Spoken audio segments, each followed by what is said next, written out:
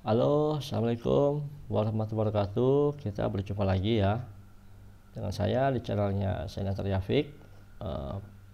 Pada kesempatan ini kami akan membahas bagaimana sih hubungan antara Indonesia dan Tiongkok ya, baik di bidang diplomatik maupun perdagangan ya. Kita ketahui bahwa Tiongkok dan Indonesia memiliki hubungan sangat intim ya kawan-kawan. Mari sama-sama kita bahas satu persatu ya. Hubungan Indonesia dan Tiongkok mengacu pada hubungan luar negeri antara Tiongkok dan Indonesia, itu sudah jelas ya.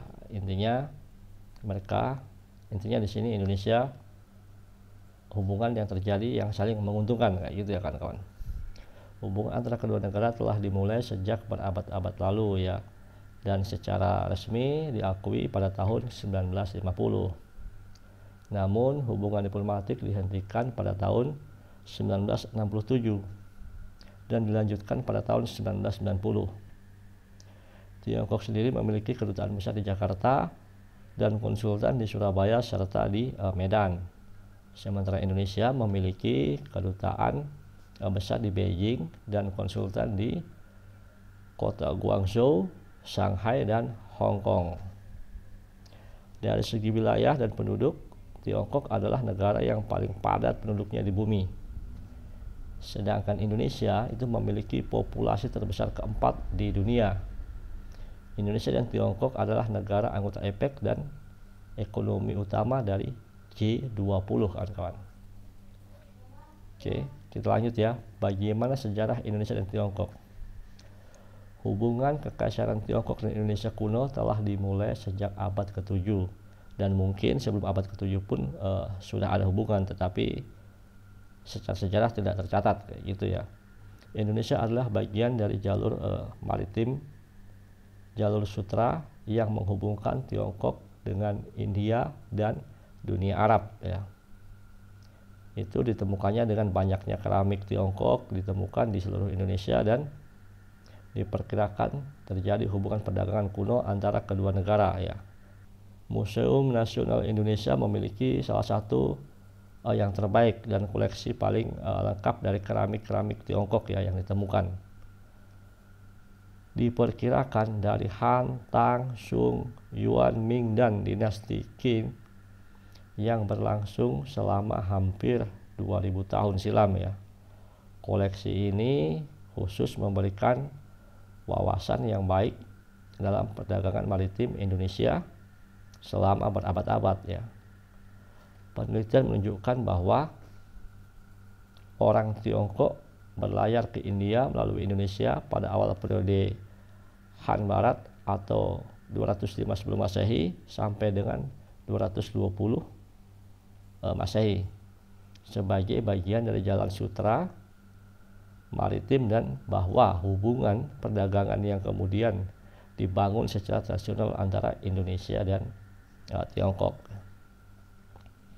Sementara itu, Kepulauan Indonesia diidentifikasi oleh geografer Tiongkok kuno sebagai Nanyang ya, adalah sumber dari rempah-rempah seperti cengkeh, kemukus, pala, dan lain-lain ya kawan-kawan. Sementara sutra yang halus dan keramik dari Tiongkok dicari oleh kerajaan kuno Indonesia pada masa itu ya. Indonesia juga memainkan beberapa peran dalam pengembangan Buddhisme dari India ke Tiongkok ya. Seseorang biarawan Tiongkok, Tixing, mengunjungi Sriwijaya pada tahun 671 selama 6 bulan. Misinya untuk mendapatkan teks-teks suci Buddha dari India dan catatan Tiongkok lainnya di Indonesia itu ya teman-teman. Terus sejarah hubungan diplomatiknya gimana? Sejarah hubungan diplomatik Indonesia dan Tiongkok ya. Indonesia merupakan negara pertama di Asia Tenggara yang membentuk hubungan diplomatik dengan Republik Rakyat Tiongkok pada 13 April tahun 1950. Pada masa pemerintahan Presiden Soekarno, hubungan antara kedua negara dianggap baik dengan berkembangnya hubungan diplomatik dan membentuk eksis Beijing Pyongyang, Hanoi, Phnom Penh, dan Jakarta ya. Indonesia menarik diri dari PBB pada Januari 1965 ya, yang oleh Presiden Soekarno dianggap dikuasai oleh elemen imperialis dan membentuk SONEVO dengan dukungan dari Tiongkok yang saat itu bukan merupakan anggota PBB. Setelah terjadinya upaya kudeta pada 30 September 1965 di Indonesia, Presiden Soekarno digantikan dengan Soeharto pada kala itu ya, yang kemudian Pak Soeharto waktu itu memutuskan hubungan diplomatik dengan Tiongkok dengan tuduhan bahwa Tiongkok memiliki peran dalam upaya kudeta tersebut. Artinya pada waktu itu Pak Soeharto berpikir bahwa Tiongkok ini punya hubungan antara peran, ada pengaruhnya terhadap kudeta yang direncanakan itu ya. Hubungan mulai membaik lagi pada akhir tahun 1980-an. Pada kala itu Menteri Luar Negeri Tiongkok Chiang Kai-shek bertemu dengan Presiden Soeharto dan Menteri Muldoko pada tahun 1989 untuk membahas normalisasi hubungan diplomatik. Dan pada Desember 1989 kedua negara mengadakan pertemuan mengenai normalisasi hubungan kedua negara antara Indonesia dan Tiongkok gitu ya. Menteri Luar Negeri pada kala itu Indonesia adalah alih alatas ya mengunjungi Tiongkok pada Juli 1990, dan salah satu kesepakatan dalam kunjungan tersebut adalah kesepakatan dibentuknya kembali hubungan diplomatik antara Indonesia dan Tiongkok. Sementara itu, Perdana Menteri Tiongkok Li Peng juga berkunjung ke Indonesia pada 6 Agustus 1990 dan bertemu dengan Presiden Soeharto. Gitu ya kawan-kawan. Dan pada 8 Agustus Menteri Luar Negeri kedua negara menandatangani ya kesepakatan untuk membuka kembali hubungan diplomatik kedua negara. Jadi hubungan diplomatik ini sudah cukup lama ya kawan-kawan. Kunjungan Perdana Menteri selanjutnya pada November tahun 2001, yakni pada masa pemerintahan Perdana Menteri Zhu Rongji dari Tiongkok ya. Dan pada tahun 2017 dua panda yang bernama Cai Tao dan Hu Chun sampai di Jakarta dari Sichun dan ditempatkan di Taman Safari di Cisarua, Bogor gitu ya kawan-kawan. Datangnya kedua panda tersebut merupakan bagian dari peringatan 60 tahun dibentuknya hubungan diplomatik antara Indonesia dan Tiongkok gitu ya. Jadi tahun 2017 itu sudah 60 tahun hubungan Indonesia dan Tiongkok ya. Bagaimana sih investasi dan perdagangan antara Indonesia dan Tiongkok secara sejarah ya. Perdagangan Indonesia dengan Tiongkok terus meningkat ya, terutama setelah berlakunya kawasan perdagangan bebas ASEAN antara Tiongkok sejak awal tahun 2010 ya.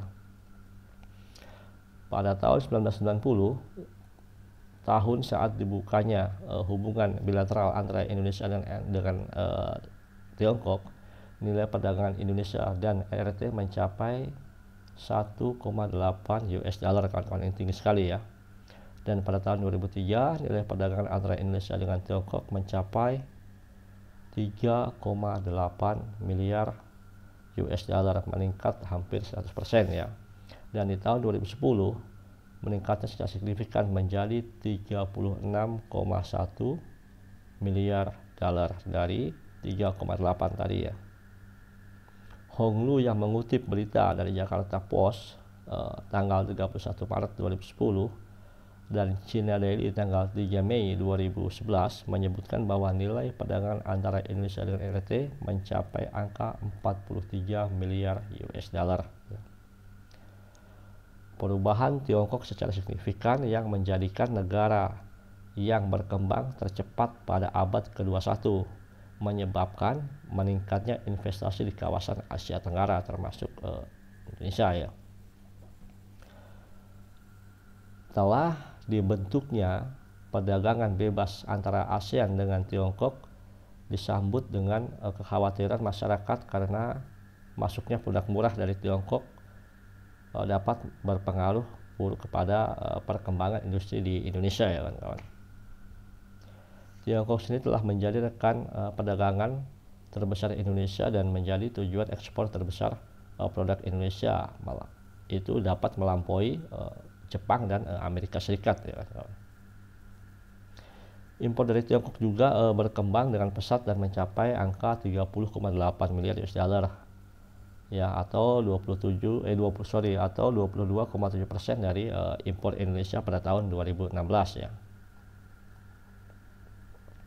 Jadi itulah sejarah bagaimana hubungan antara Indonesia dan Tiongkok hingga saat ini ya kawan-kawan. Makanya kenapa pemerintahan sekarang juga terus berhubungan baik dengan Tiongkok atau China ya. Oke ya kawan-kawan, mungkin sampai sini dulu video kami kali ini. Bagaimana sejarah antara Indonesia dan Tiongkok yang sudah kami sampaikan dari awal hingga akhir tadi, dan nantikan pembahasan kami berikutnya di antara hubungan Indonesia dan negara lainnya tentunya. Assalamualaikum warahmatullahi wabarakatuh dan selamat malam.